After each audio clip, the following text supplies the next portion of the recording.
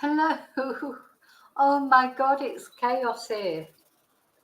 It's absolute chaos. I'm trying to send you a video or to put it on my YouTube.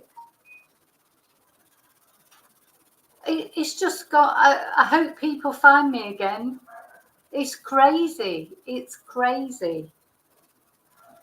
You know, I was worrying about Shelley over there in Canada. I think we need to be worried here. So, oh, my poor dogs, my poor dogs. My dogs are terrified. My dogs are terrified. Hi, Rini, you're back. David's back. It's just chaos. The electricity is just going off over and over again. Just to let you know, it may go off again. I don't know. It's just gone off so many times. The internet went off. Hi, Janie. Hi, Desi. I'm back for now. I can't promise that this is... I'm trying to upload a video. I took a video of the storm. Oh my God, it's crazy. It's electrical storm, thunder, lightning. Hi, Fortean. Oh my God, it's chaos. Hi Jackie. Hi, Rio. Thanks for letting people know. Hi, Phyllis. Just chaos. There's a storm, like the thunder has gone like quieter. Let me see if I can. So I took a little video, but I couldn't upload it because there was no internet. It's crazy, honest to God. So tonight is supposed to be the fiestas. They're all my neighbours over the road, just a little bit up the road.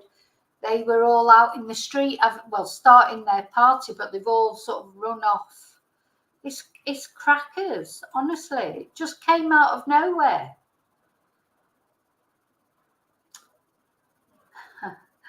I don't mind. I love storms, but here they do come out of nowhere. I mean, literally. I mean, they have been saying that we were going to have a storm. Sorry, I'm just going to try and find this video, see if I can upload it, and then maybe you can have a look at it. What have I done with it? Gallery. That's what I'm looking for. Where I've got a hair in my eye. Aye. Let's see if this will upload and you'll see what it's like. I tried to upload it before, but the internet had gone off, so it wouldn't.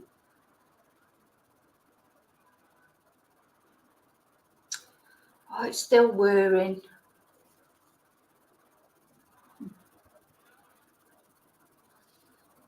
Yeah, we all like watching storms out the window, don't we? You know, you don't want to be caught out in a storm. Oh, everybody worrying about me. Thank you so much. To be honest, the thing that worries me most is the dogs, because they don't like the loud noises and that. Anyway, I've just been out. I've just popped out. It's not raining. It's not raining. I'm trying to upload the video that I took, but it's still whirring on my phone for some unknown reason. Why, I don't know. The video's playing, but I wanted to upload it on YouTube so that you could all have a look at it. Anyway, we're all here and we're coming back. I got my torch out of the kitchen drawer because, of course, all the electricity went off, went completely black. I couldn't even find myself my way into the kitchen. So I've got my torch right here now. Of course, and I didn't have my phones right next to me. My phones, because, of course, you've got a torch on your phone. Oh, hang on. I think this is going to upload. Honestly, have a look at this. It's like an electrical storm because there's no rain. There is no rain. It's just suddenly the wind just, you know, as I was sat here talking to you, the wind just went crazy because I was thinking, what's going on upstairs? And the door to the roof was bang, bang, bang. Yeah, the electricity went off in the street everywhere. The whole electricity went off everywhere. Right, it's uploading now onto YouTube, so you will be able to watch it on YouTube. God, there's so much noise going on outside. I don't know what's the, you know, I don't, oh, hi Mark, sorry. Honestly, this is what I mean. You don't have to be crazy to be a member of my channel, but it helps because there's always something going on. If it's not the dog knocking over the bottle of wine or my son knocking over the bottle of olive oil, or I don't know, there's always some disaster or another, isn't there? As soon as I go live, I've sat here all day, I've not had a storm. Hi, Rachel. Yeah, crazy weather. To be honest, 14, I've lived here 25 years. It's always been like that here. This is not a new thing. In September, after the summer, we always get storms. Maybe the weather has changed a bit. I'm not sure if it's changed or not, or whether we just notice it more now. There's always been these storms that come out of nowhere. One day I'll do a little bit of a video about this. Oh, Saskia, are you going to bed? Oh, bless. No, you're staying with us. You're staying with us. Hi, Ali.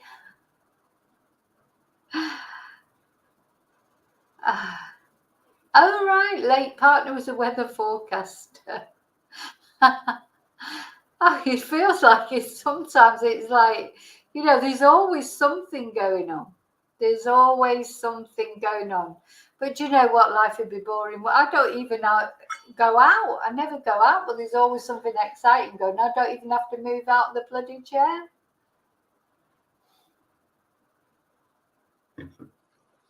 Anyway, I have uploaded. I don't know. Every time I hear a noise, I'm like, oh my God.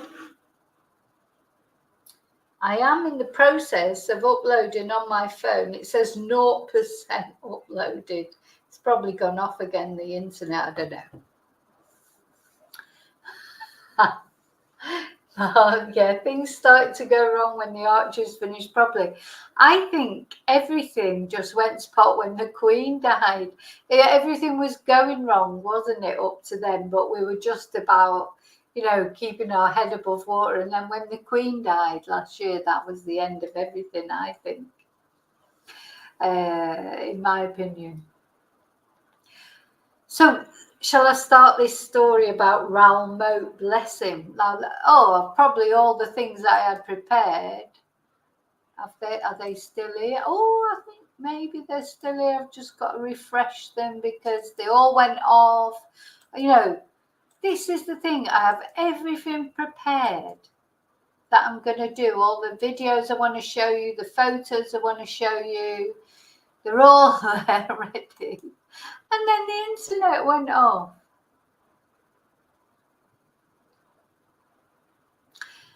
I haven't missed anyone. Exactly. Strap yourself in and enjoy the ride. Well, do you know what? At the end of the day, there's nothing else you can do about it. What else can we do? We can't change. We can do our little bits of recycling and this, that, and the other, or whatever. But we can't change the. You know, that was the thing that I put on my community post today, because somebody had put it on my Facebook or something like that, and I thought it's so true. There are things in your life, not only these big things like about the weather, etc., but just little things in your life. You cannot change them. And so what you have to do is accept that, if you like, put it out to the universe and just change the way you deal with it. That's the only thing you're in control of in this life, in this world. There's so many things. But what I've found over the years is the more I try and sort of control things or try and do things, the worse it gets. So sometimes when you've got problems or things going on that are not in your remit, you know, nothing you can do about them, the day that you just say, right, that's it, I hand it over because there's nothing I can do, that's the day that things get better. Or, you know, if nothing else, your attitude gets better. Yeah, and the thing, anyway, Right, so we're going to start on Raoul Moat. I'm hoping if my electricity goes off again, I might have to save this for tomorrow night. But so I'm just to let you know that if it all does cut off again, I probably won't try and come back because it'll just go on too far. So if it does cut off again, I'll be back tomorrow night with this video. But let's go with Raoul Moat. Now, there's some of you will have known about Raoul Moat, of course. If you live in the UK, I'd be very surprised if you didn't know about the story of Raoul Moat. If you live outside the UK, maybe you've never heard of this. But of course, what gave me the initiative, if you like, to do this story is as we were following the case of Danilo Cavalcante. I always have to think of his second name. I don't know why, because I speak Spanish, but it's an unusual name. It's not a usual, well, it's not Spanish, of course, it's Portuguese, so that's why. Duh, Vicky. So Danilo Cavalcante made me think of this case of Raoul Moat, you know, and a couple of people mentioned it in chat and everything. And this was a very similar, well, it's not similar. You'll see that as we go on. It's similar in the sense of it was a manhunt. It's not similar in this guy had not escaped from prison like Danilo had. He certainly didn't go for 2 weeks like Danilo did.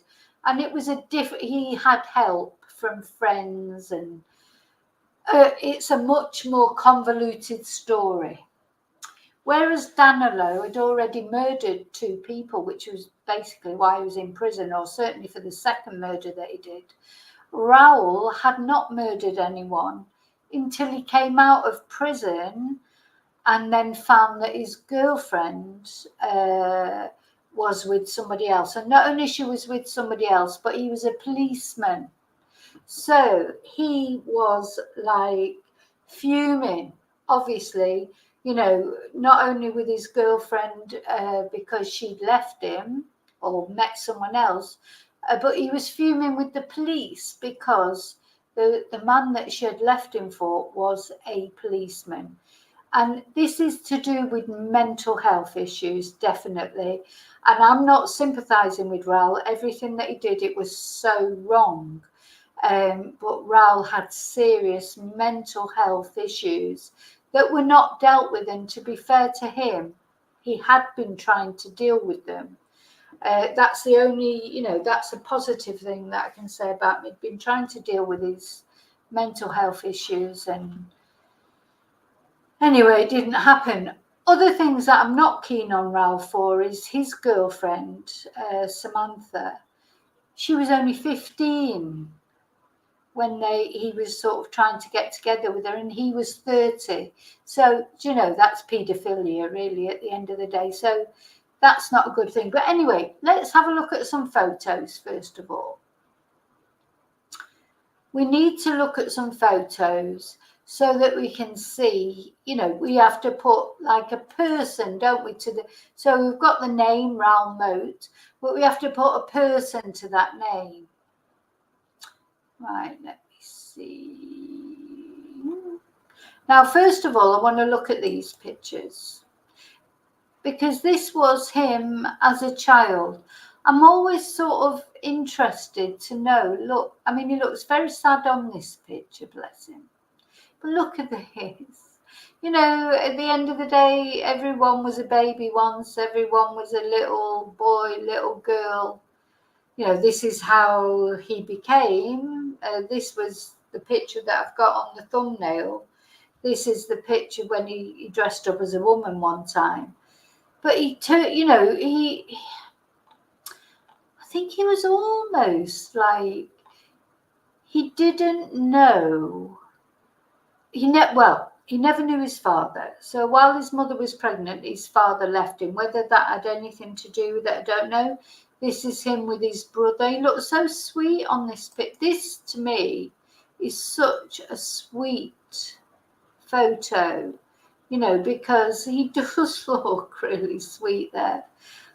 Steroids had a lot to do with it. Drugs just in general. I don't know if he was drinking as well. I just don't know about that. But I know he was definitely on steroids. So, you know, that roid rage is a big thing. So whether that affected him, changed him as a person. When you look at this little picture and he looks so sweet. And this is his daughter. She has spoken to the papers. Now, I'm not going to concentrate on his daughter, but this is what always intrigues me. How does someone turn from this to this? You know, because he did become a murderer. At the end of the day, he became a murderer. And there's no getting away from it. Anyway, as I say, so he was not a murderer. He wasn't in prison for murder. What happened was he went to prison. So he had a couple of sort of disastrous relationships, if you like. Anyway, he ended up with Samantha, and they had a child. I think they had one child. Sorry, I've just got to go into just to check. Now, he was a big guy. He was 6'3" in height, and he was supposedly 17 stone. Now, actually, I'm going to show you this because I'm on Wikipedia here, and there's something here I just don't believe.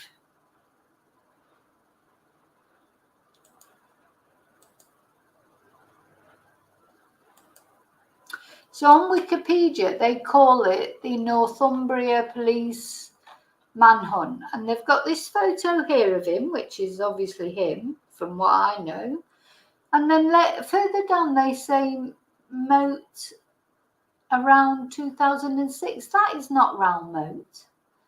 That is definitely not Raoul Moat. Anyway, they describe him as a panel beater, a bouncer, and a tree surgeon from Newcastle upon Tyne. Now, those of you who live in the UK, you'll know where Newcastle is. It's in the north of the UK. It's very close to Scotland. I've been there. I had a pen pal there when I was young, and I went up there and spent a weekend with her. It was great. You know, we had a great time. Anyway, yeah, they're saying that his mother had bipolar disorder. They blame her.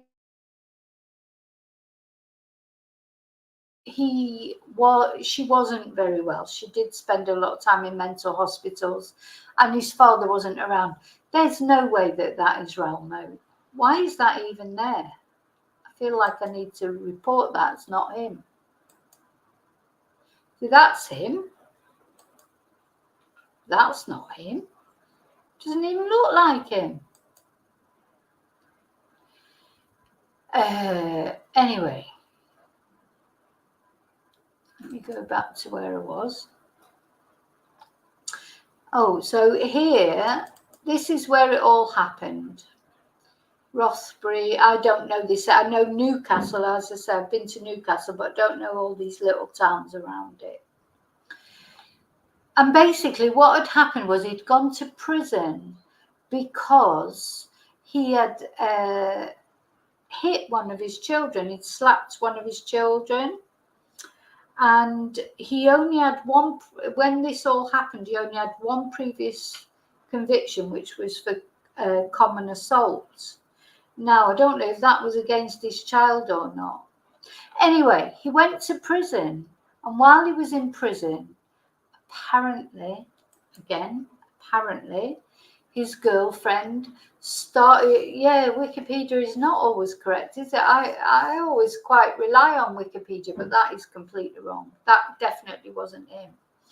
Anyway, while he was in prison, his girlfriend started seeing a guy called Chris Brown, who was a policeman. Well, let's see if we can get a photo up of Chris Brown.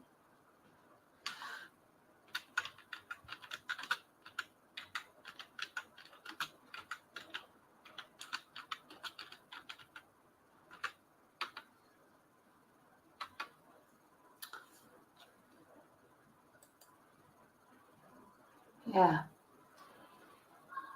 Oh my goodness. I mean, you know, he didn't know what. Oh gosh. There's all sorts of things going on out there. I was ducking them because I wasn't sure if it was going to be a loud noise or not. So this is the guy. So this is Chris Brown. This is Raoul Moat. This is his girlfriend. And she, while he was in prison that time, she started to see this guy, Christopher Brown. Let's see if we can find out a bit. You quite often don't get to know about the victims. You get to know more about the perpetrators, don't you? Right, let's have a look at him.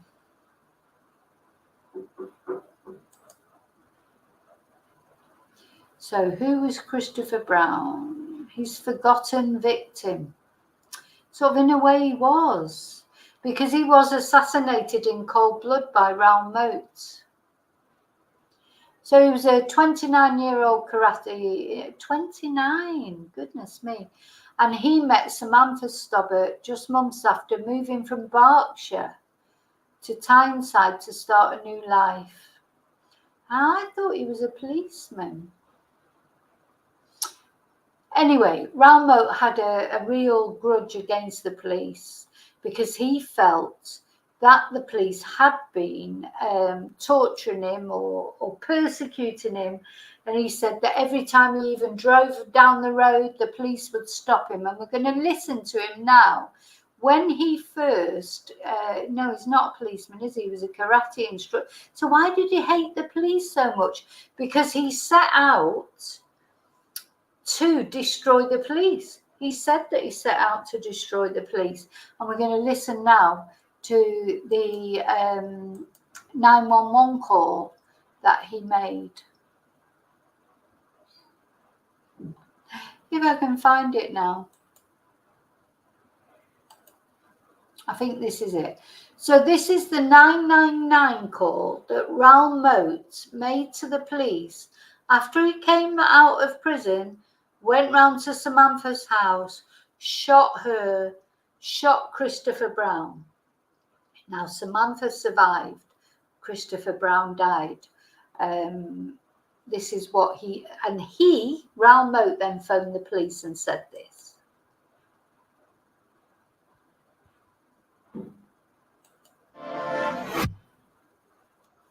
Hello there, this is Big Gunman from Berkeley last night. My name is Raoul Moat.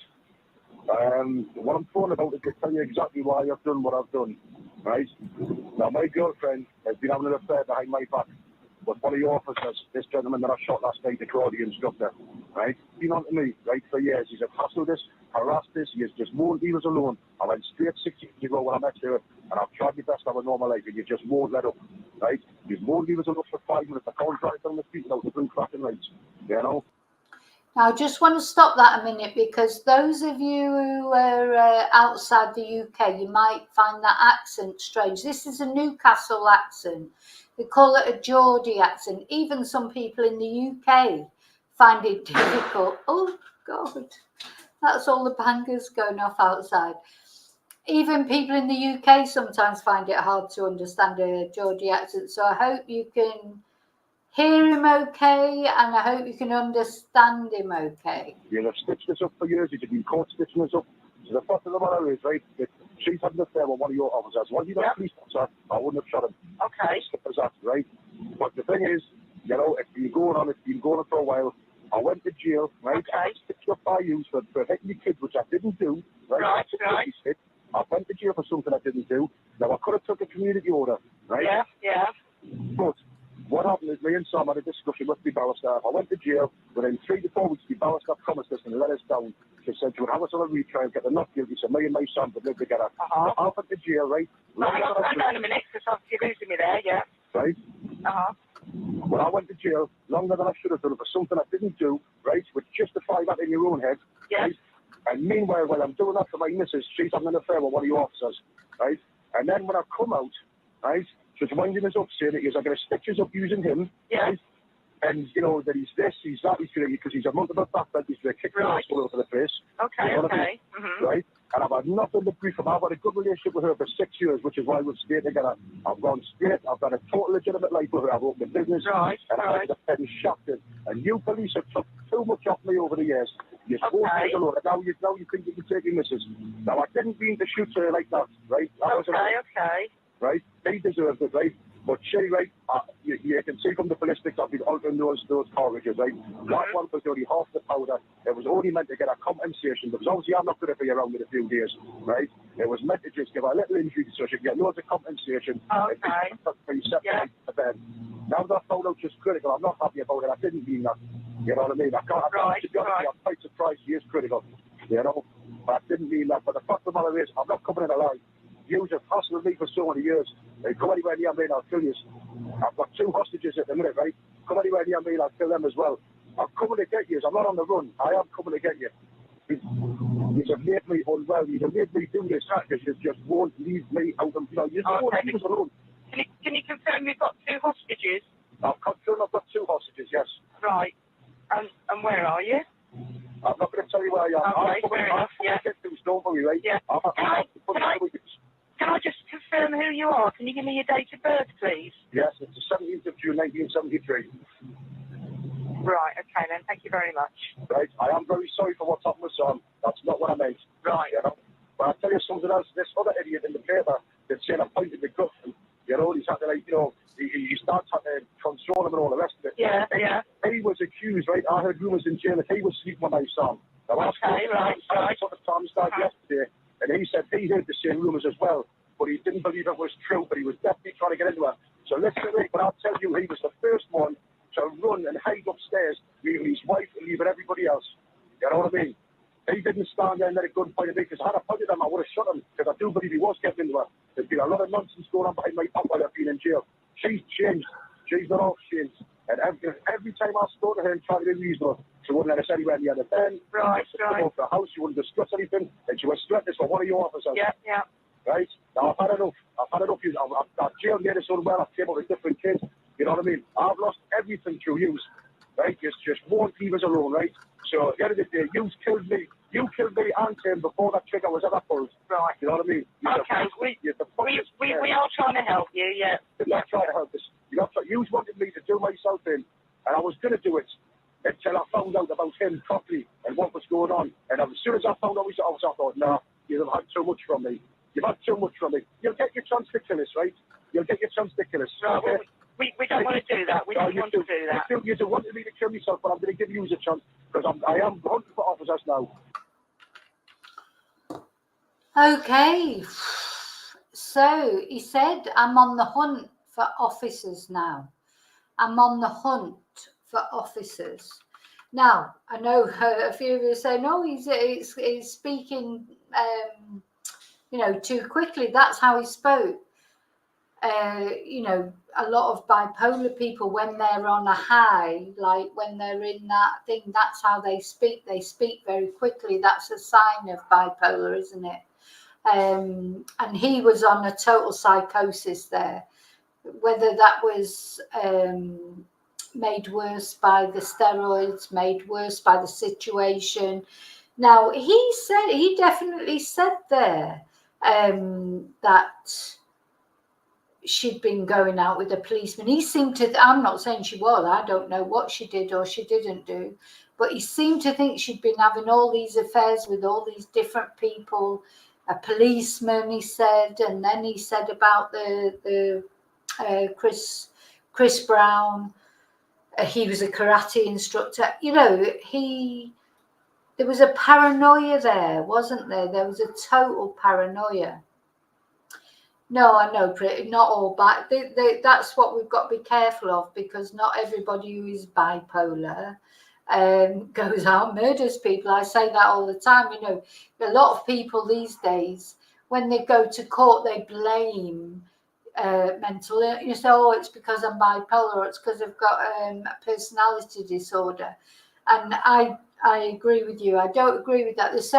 There's lots of people that have got mental health issues that don't go out and do things like Raoul did.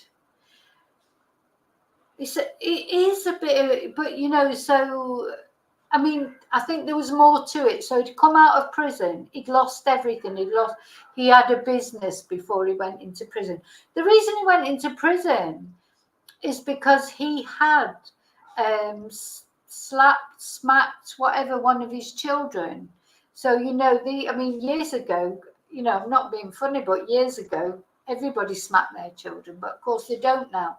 Now it's an offence. He was sent to prison for it. And, you know, when he came out, it felt like, so he blamed the police because he thought the police had it in for him, that the police conspired against him, that whatever he tried to do, the police, you know, would stop him down there. I mean, you know, I'm not defending him. I'm just trying to explain in his words or his feelings about why. And I do think that there was drug. Let's just listen to it one more time. You might be able to hear it better. Oh, I've got. Got to find it. There you go. Let's listen to him one more. Hello there. This is the gunman from Berkeley last night.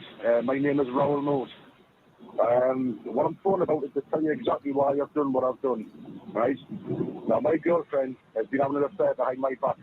But one of your officers, this gentleman that I shot last night, the karate instructor, right? Been on to me, right, for years. He's hassled this, harassed this. He won't leave us alone. I went straight 6 years. Oh, sorry about the bang. He just won't let us. Oh, Right? right. He won't leave us alone for 5 minutes. I can't drive down the street without the blue flashing lights. You know?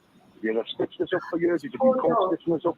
So the fact of the matter is, right, that she's having an affair with one of your officers. Once you got a police officer, I wouldn't have shot him. Okay. Simple as that, right? But the thing is, you know, it's been going on for a while. I went to jail, right? Okay. I was stitched up by you for hitting the kids, which I didn't do, right? Right. I went to jail for something I didn't do. Now, I could have took a community order, right? Yeah. But what happened is me and Sam had a discussion with the barrister. I went to jail. Within 3 to 4 weeks, the barrister promised us and let us down. She said she would have us on a retrial, get the not guilty, so me and my son would live together. I went to jail, right? Hang on a minute, because you're losing me there, yeah. Right?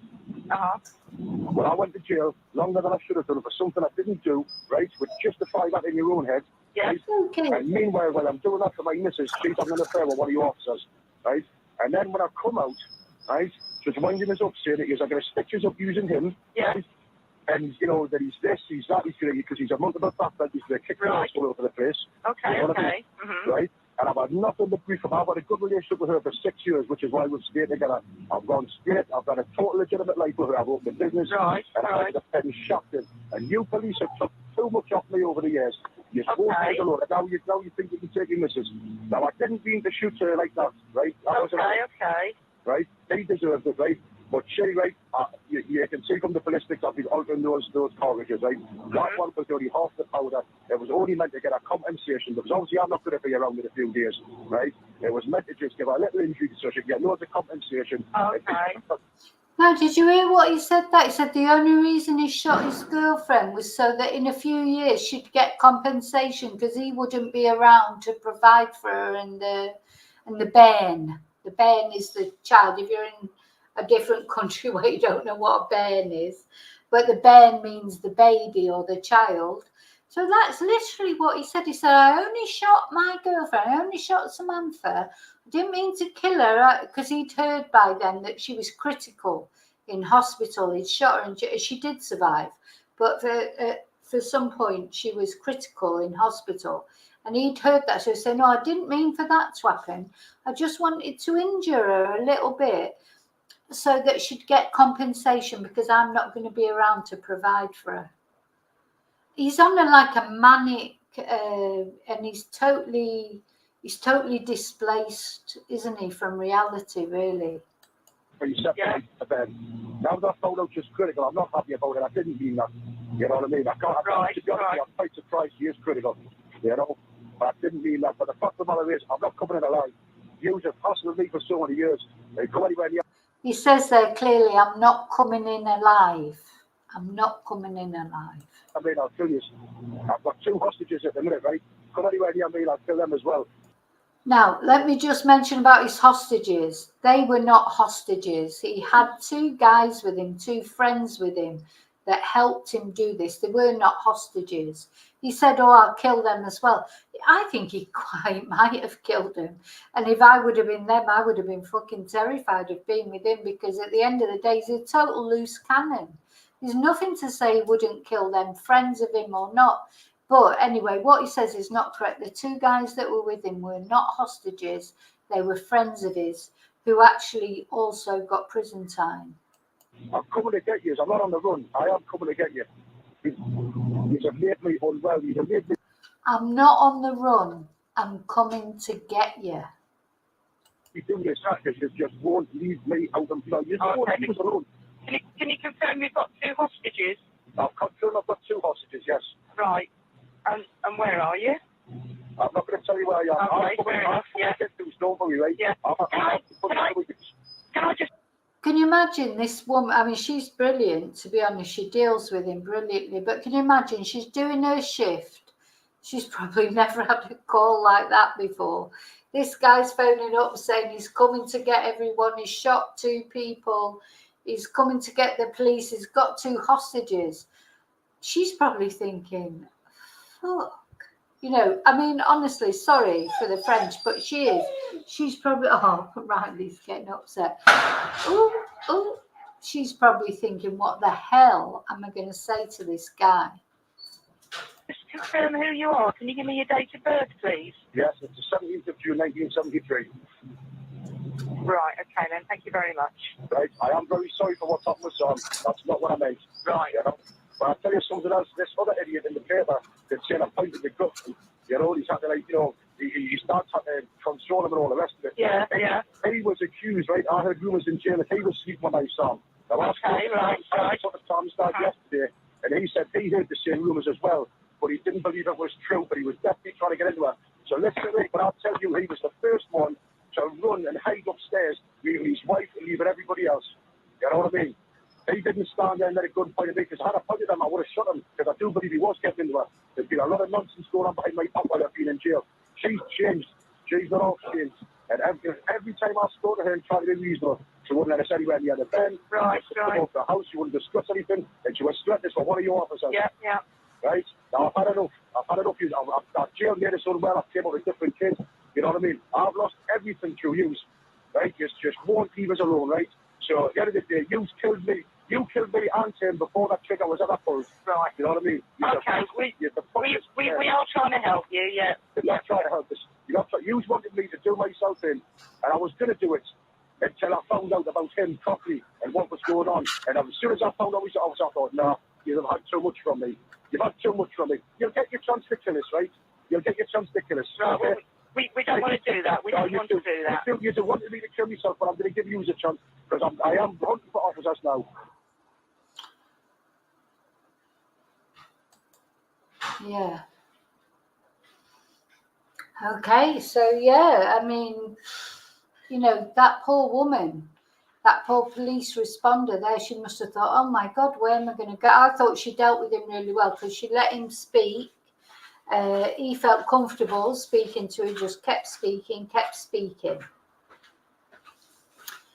And she did well dealing with it. But inside she must be thinking, oh my God, you know, I bet nothing's ever trained her for dealing with anything like that. Okay, so let's carry on with the story. So after, let me just put that down actually. Need to close that off. I have to close off the ones that I've dealt with, because otherwise I get all mixed up. I think we've looked at photos of him. Yeah. So after he made that phone call, he then went hunting police. So, you know, he said that he was going hunting police, and that's exactly what he did. And so I'm going to tell you about a policeman that he did not kill directly, but I think he did kill him indirectly. But let's have a look at what happened next.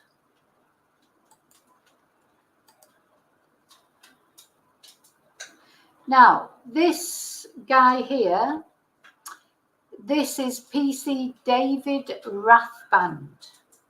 And this is him going into court. This was his wife at the time. He was sat in a police car and Raoul Moat went up to him and shot him in the face and blinded him. He played dead and Raoul Moat just thought he was dead and walked off, but he thought he'd killed him. But he hadn't killed him. He had blinded him completely and he was taken to hospital. So let's just read about what happened. PC David Rathband had just 90 minutes left to the end of his shift. He was sitting in his traffic car at a roundabout in Newcastle in the early hours of the 4th of July, it says last year, but obviously, so that was 2010. So a jury has heard the horrific details of what happened to him next. When he was shot in the face by Raoul Moat. The traffic officer arrived at, who's a traffic officer, bless him, he wasn't supposed to be involved in things like this. He arrived at Newcastle Crown Court on Wednesday wearing his full police uniform. He was left blinded by the attack and walked in supported by his wife and son. On the witness stand, he described in moving detail what happened to him when he parked up in his patrol car at a roundabout. Raoul Moat had been out hunting for officers to shoot. He circled the roundabout twice with his alleged accomplices, Carl Ness and Quaram Alwan. So these are the people that he'd said were his hostages, but they weren't hostages. Well, they may have been. I mean, you know, I don't know what would happen if someone like Raoul Moat turned up at your door and said, "Hiya, mate," you know, someone who's your mate, come on, we're going out, you know, and he's got a gun and what have you. Would you go with him because you'd be bloody terrified of doing anything else? I don't know. So maybe in a way they were hostages. They got quite long prison sentences. But anyway, I had that feeling you get when someone is watching you. I looked out of the back passenger window and saw a guy crouching on the ground walking towards me. The traffic officer said he realised who it was. I realised pretty quickly that it was Raoul Moat. He had a shotgun because, of course, it was a big alert. This was like, you know, there was alerts all over the country about this. This was probably a little bit the start. It was 2010, so it's before social media was what it is now, thankfully. And, you know, but it was still that everybody was watching it on the TV. People were keeping their kids off school because everybody was worried. You know, it took over the whole country, the whole of the UK anyway. So I realised pretty quickly that it was Raoul Moat. He had a shotgun. He raised it and pulled the trigger. There was silence. As we listened, PC Rathband told the court what happened next. I saw a bright white light. I realised I'd been shot in the face. I knew my eyes had gone. I felt them. Oh my God, how awful. There was a noise so loud that it hurt. I thought of my children in my mind and I knew I did not want to die on that roundabout. So despite the injury and blood loss that resulted, the officer managed to open his driver's door. He tried to activate an alarm, but Moat fired again. PC Rathband realised that Moat intended to kill him, and so he kept still, pretending to be dead until the gunman ran away. So this is the evidence that was going on in the trial, and it's alleged that Carl Ness, 26, and Quaram Alwan, 23, young, aren't they? Younger than him, were with Moat, and they've been charged with they've been charged with the officer's attempted murder. Both men deny the allegations against them. So just after he shot this guy, Moat called the police again and taunted them, saying, "This is Raoul, the Berkeley gunman. Are you taking us seriously now? I've just downed one of your officers at the roundabout in the West End of Newcastle. You're going to have to kill me. I'm never going to stop. So PC Rathband had made an emergency call using the button on his gear stick to tell the control room he'd been shot and was quickly located. Now, what I need to tell you now about PC Rathband, some of you will know. If you know the story, you will know. Thank you, David. Yes, press the like if you haven't liked already. PC Rathband. Gosh, where do I go with this story? I don't know what to say next. Right, no, I'm not going to tell you about. I want to tell you what happened to Raoul. And then I'll tell you what happened to PC Rathband. So anyway, Raoul was on the run. He was living in a tent in the woods, I think. Let's have a look.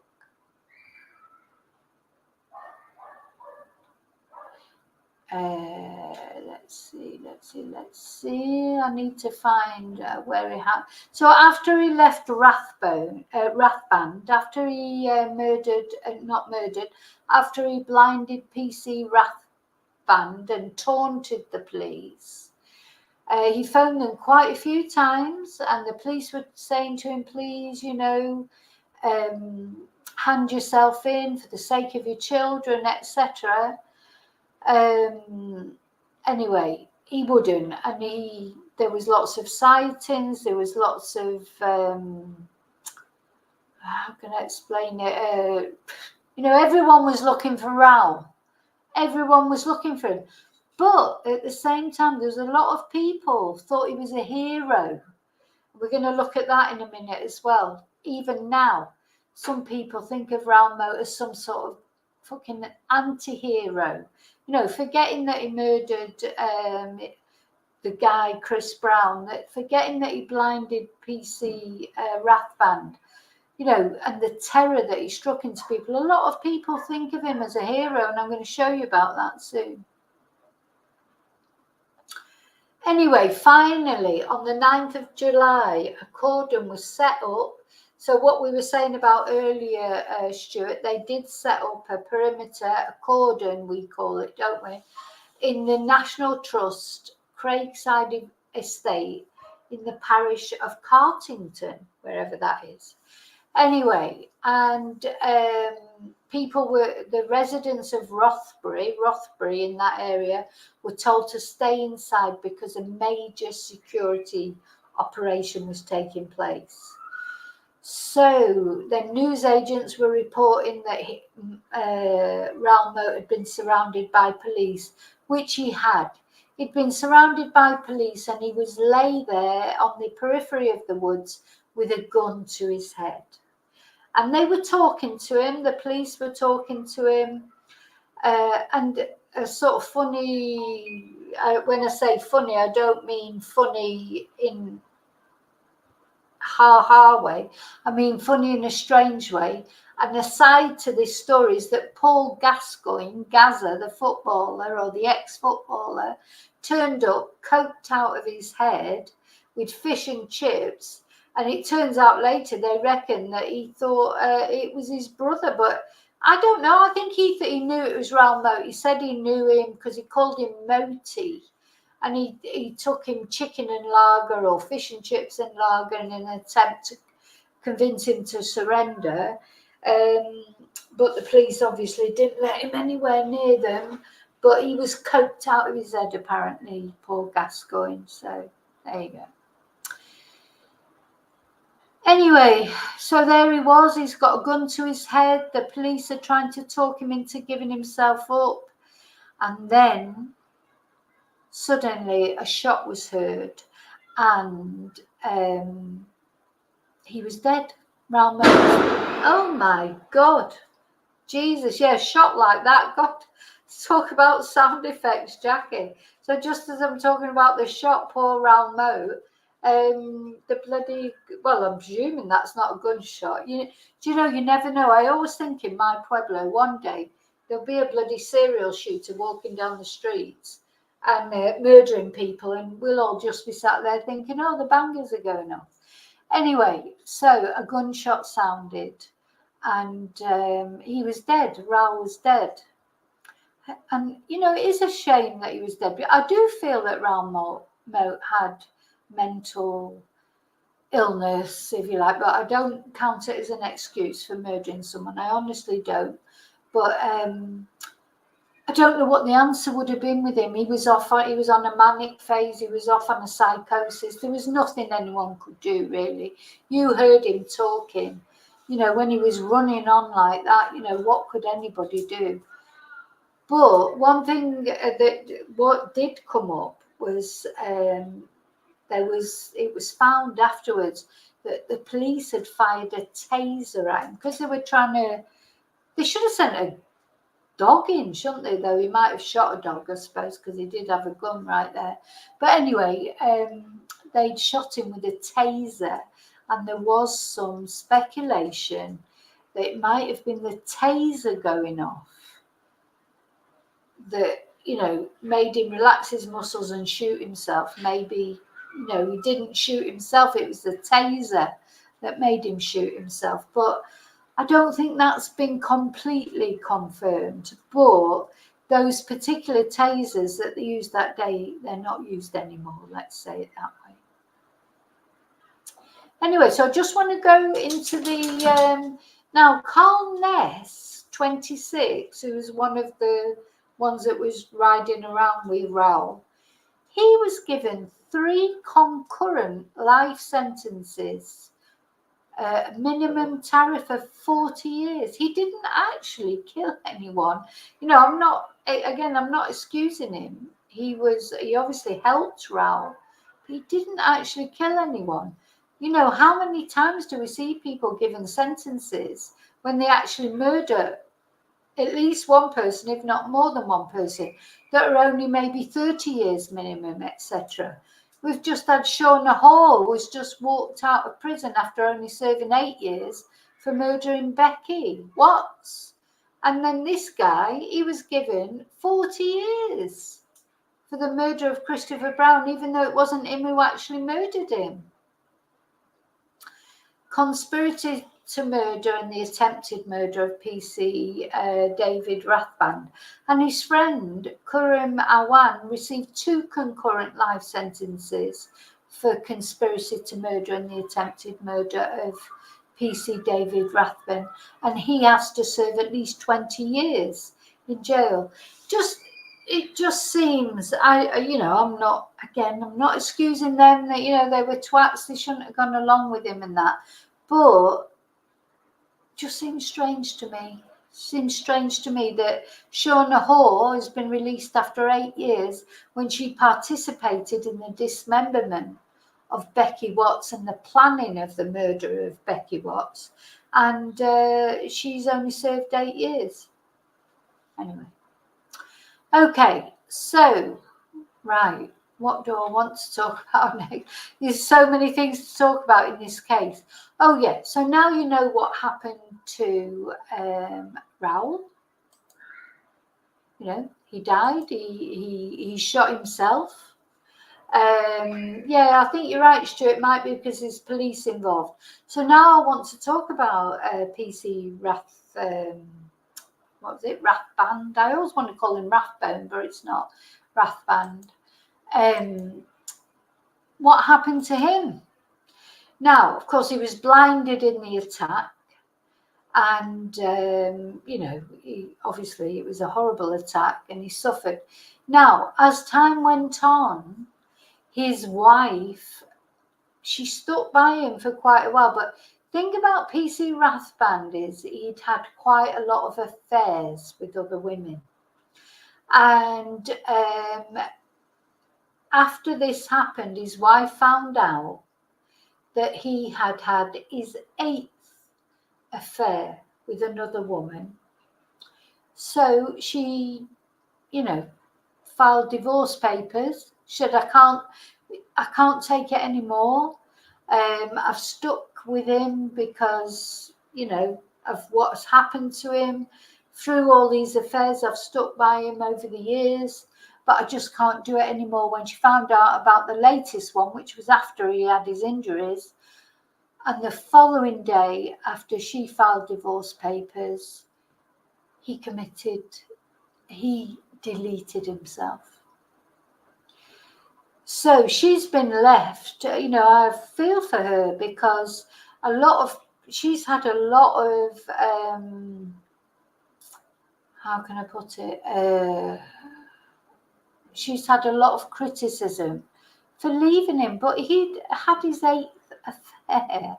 Anyway, his family have been very nasty towards her and saying that she's, trying to get money out of the story. Well, maybe she is, I don't know. She spoke to the newspapers, etc. But she probably had enough. I mean, I don't know. I've got to be fair, I don't know enough about the whole situation. All I know is she found out he was having the 8th affair that he'd had during their marriage. She filed for divorce papers and he deleted himself. So we have to, decide, who do we be, what do we, I mean, at the end of the day, he did what he did, maybe more because of what PTSD, if you like. Some other sort of newspapers, media, streams, etc., said it was more because of the PTSD that he had, because of what had happened, when someone shoots you in the face and you go blind. It was more because of that. And then, when she filed for divorce, maybe it was the last straw. I don't know. It just amazes me. As I always say, whenever there's any case of Red Rum or anything, it's like ripples in a pond going out. All the victims, it's not only the victims, like poor Chris Brown, who just happened to fall in love with Samantha. He'd moved from Berkshire and there he was in the wrong place at the wrong time. Or Samantha, who just happened to be a 15-year-old girl who fell in love with Raoul Moat and then had his children, or one of his children. I mean, he's got quite a few children. There's those victims, then there's the families, then there's PC the Rathband, and there's all these different victims that sort of circulate out, don't they, like ripples in a pond.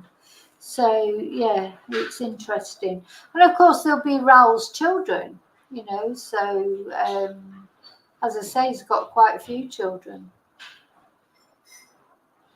Anyway, but the thing I wanted to show you just to finish off, and thank you for all still being with me even though the electricity cut off and everything. But the thing I wanted to finish off to show you is how people seem to think, he's some sort of anti-hero. So I want to show you a couple of Facebook pages that were set up. They're a little bit dormant now because it has been 13 years. But these are Facebook pages that were set up at the time. Look at this. Raoul Moat, living legend. Raoul Bone. So, we were talking about your guy Danilo Cavalcante being Rotten Rambo or Runty Rambo, because of course he was a little tit.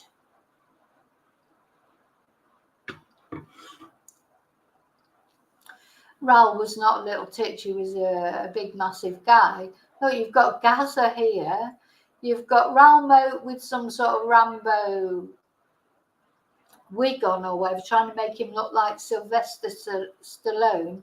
76 likes, 90 followers. Look at the intro. Raoul Moat, R.I.P. Only a cheating woman could have caused a sane man to do such a thing. Tabloid lies.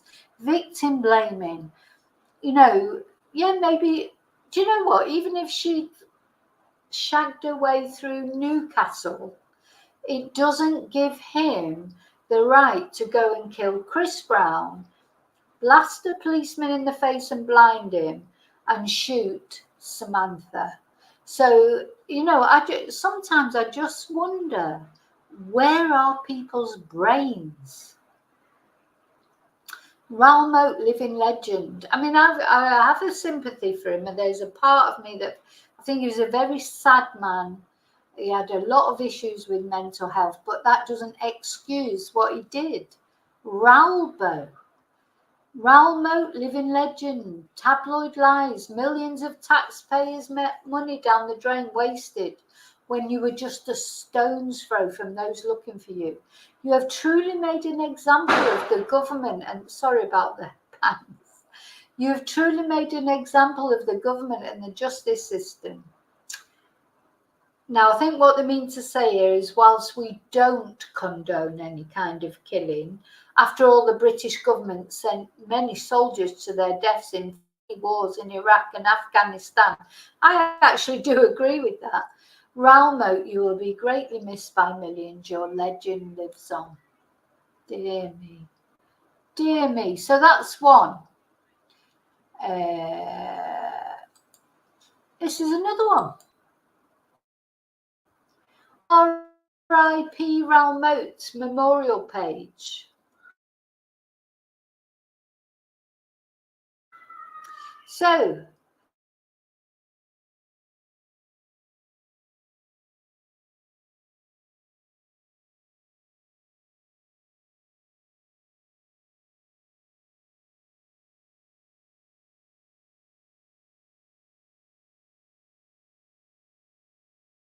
that's not a child, is it? Surely people haven't taken children there.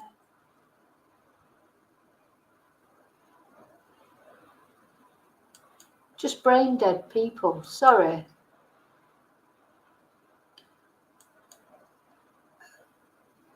Whatever, yeah, got your bottle of vodka, yeah.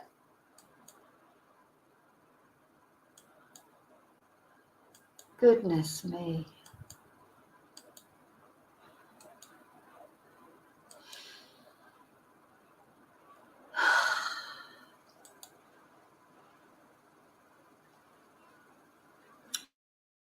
Okay, yeah, we all went to Northumbria last night. Had a great night till the cops turn up yet again. Can't just let us be, but fuck them, we did anyways.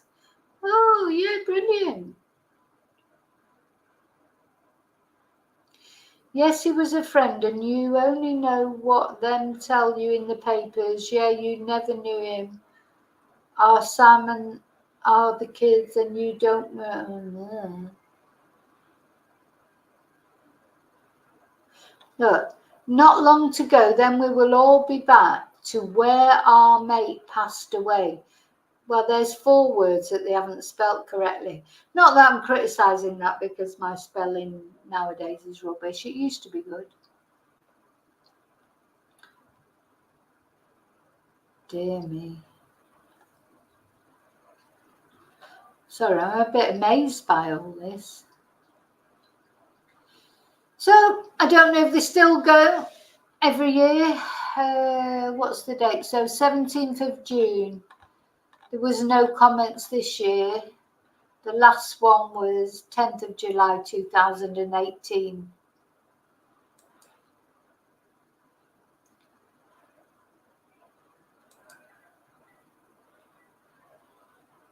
So, yeah, what do you reckon? Do you think he was a hero? Was he an anti-hero? Or was he just a twat who went and sort of, I know, just crazy, isn't it? Yeah, just, you know, crazy.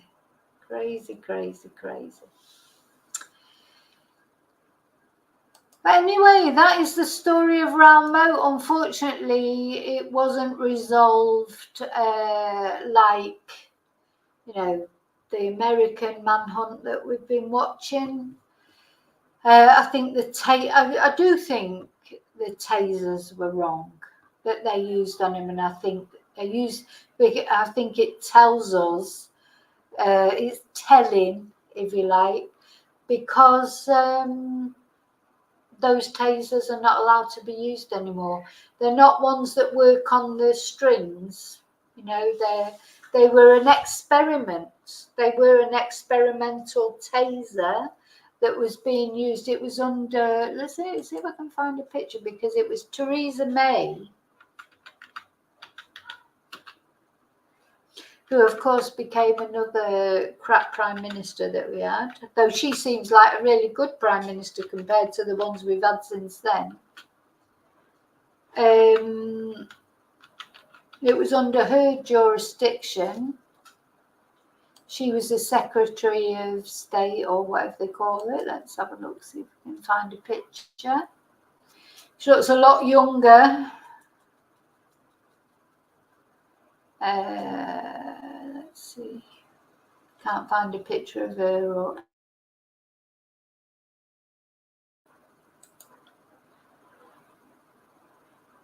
Now, there's a very good case on ITV. You know, ITVX, they call it now, don't they? Their streaming service.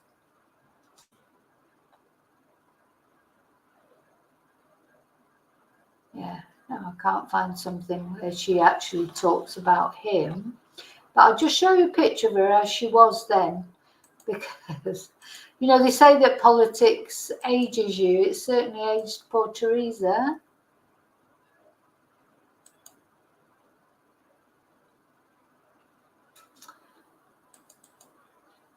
So, I think this was Theresa then. It's not coming up. Let me see a picture of her then. It's not coming up. I did find one earlier. Don't know why it's not coming up now. Oh, look, there's Gaza. This is it. Oh, something. Maybe it was the steroids. Something affected Raoul. I don't think that Raoul, all his life, because bear in mind that before this, he didn't have any criminal convictions. So, you know, was it the steroids? Was it the steroids that affected him and sent him off the rails like that? Was it, what was it?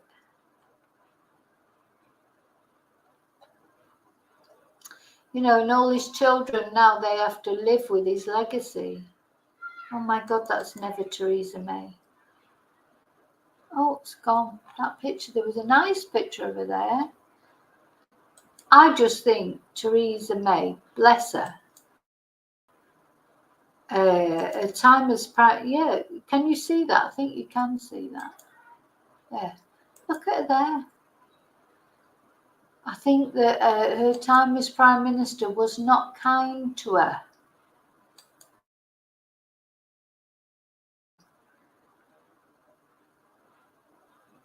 That's not that long ago, this picture.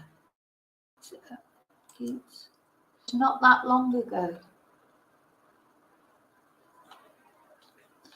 Anyway. There she is again. So you see how much younger she looked then. I think there's only, so it was 10 years ago, 13 years ago. So that's how she was. Gosh. I think the stress got to her. Of course, Gaza, he's not aged brilliantly either, has he? Bless him. That's the drugs that got to him. And the alcohol. Okay, so Stuart, I like Theresa now because she seems nice compared to the others, but I hated her then. She wasn't very good. Yep, life is certainly a learning process. At the end of the day, you just have to carry on, don't you? You just have to carry on. What else can you do? You know, you just have to carry on and get on with it day by day. Are you coming up to say goodbye? Come here. Come here. Come here. Come on. No, Riley's so scared. Let's see.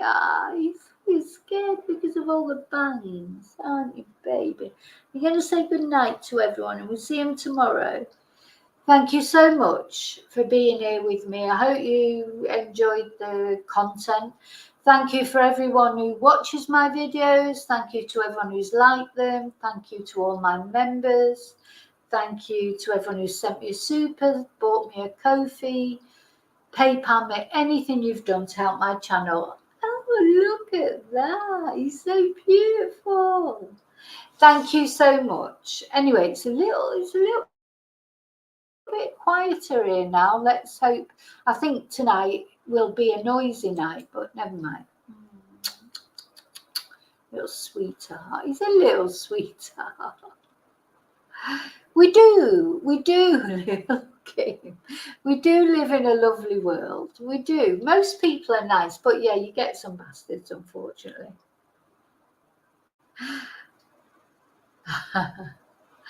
Yeah, it's you know what? It's never boring my stream, is it? You know, you always know there's always something happening. It's either the bottle of wine getting broken, or it's the gunshots outside, or you know what I mean? It's like there's always something happening. But again, thank you so much. And just don't forget to like on the way. Remember to always live and love very carefully.